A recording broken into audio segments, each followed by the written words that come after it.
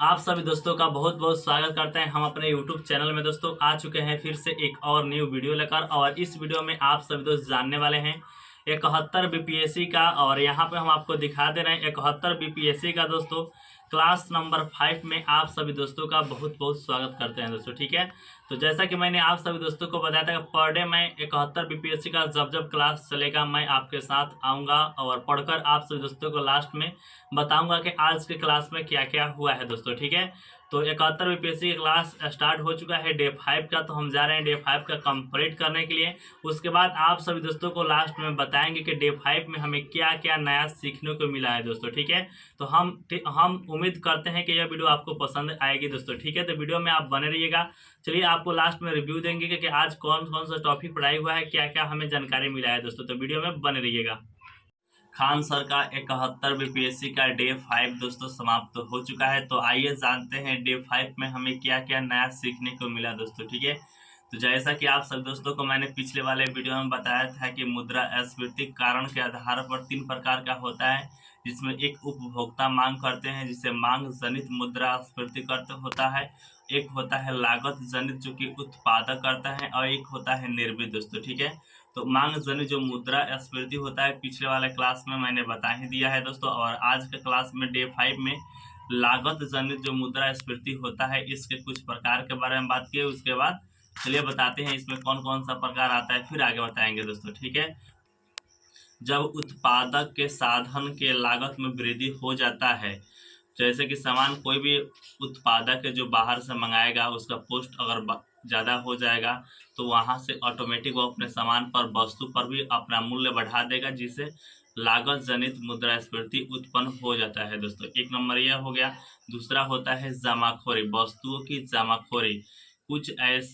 कुछ ऐसे उत्पादक होते हैं जो मार्केट से सामान खरीद लेते हैं सस्ते दाम पर और अपने पास स्टॉक में रख लेते हैं। जब महंगाई उत्पन्न होता है तब जाकर वो बेचते हैं, इसे ही कहते हैं जमाखोरी दोस्तों। ठीक है, एक होता है बोटलनेक मुद्रास्फीति, जो कि मान लीजिए कि सामान आ रहा है मार्केट में और अचानक से उसकी आपूर्ति कम हो जाए तो यहाँ पे बोटलनेक मुद्रास्फीति उत्पन्न हो जाता है।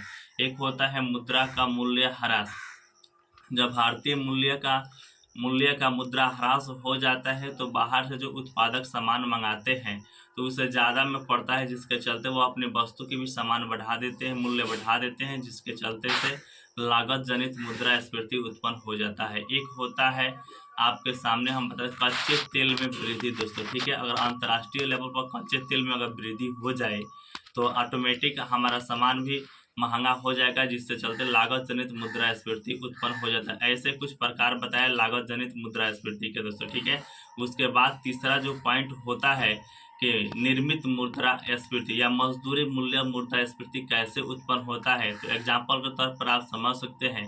मान लीजिए कि मजदूर अपना मजदूरी बढ़ा दे, मजदूरी बढ़ने से आपका सामान का जो वस्तु का कीमत होता है वह बढ़ जाता है, फिर आपका मजदूरी बढ़ जाएगा तो आएगा पैसा मजदूर के पास ज़्यादा, तो वह मांग ज़्यादा करेंगे, जिसके चलते फिर वो मांग ज़्यादा करेंगे तो वस्तु की कीमत बढ़ेगी, जब कीमत बढ़ेगा तो मजदूरी बढ़ेगा, मजदूरी बढ़ेगा तो मांग बढ़ेगा, मांग बढ़ेगा तो कीमत बढ़ेगा। ऐसे ही यह चलता रहता है, जिसके चलते हम इसे कहते हैं निर्मित मुद्रास्फीति या मजदूर मूल्य मुद्रास्फीति, या इसी को ही कहते हैं स्पाइरल मुद्रास्फीति दोस्तों। ठीक है, यह 3 प्रकार होता है कारणों के आधार पर, तो हमने इसमें कंप्लीट कर लिया दोस्तों। ठीक है, इसके बाद कुछ पॉइंट के बारे में बात की, जैसे कि आप सब दोस्त जानते हैं कि एस्क्यूफ्लेशन, यानी कि कुछ वस्तुओं को कीमत बढ़े और कुछ की घटे, इसे ही एस्क्यूफ्लेशन कहते हैं दोस्तों। ठीक है, एक बात की श्रिंक इन्फ्लेशन, इसमें क्या होता है कि वस्तु की कीमत सामान्य रहता है लेकिन क्वांटिटी, क्वालिटी और साइज में कमी हो जाता है,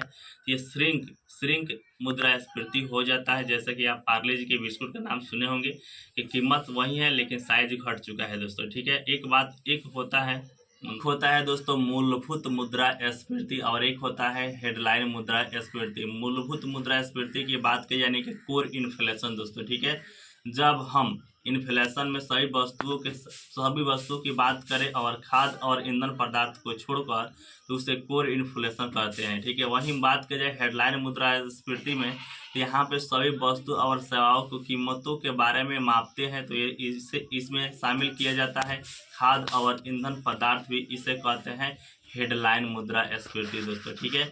उसके बाद बात किए दोस्तों फिलिप्स कर्व के बारे में दोस्तों, ठीक है।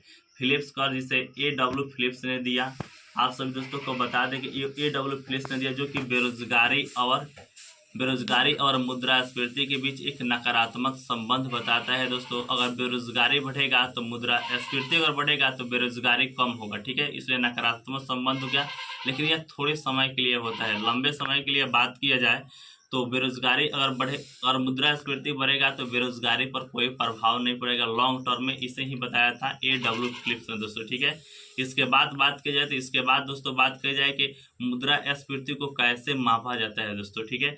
तो मुद्रास्फीति को 3 प्रकार से मापा जाता है। एक होता है CPI, एक होता है WPI, एक होता है GDP डिफ्लेटर दोस्तों, ठीक है।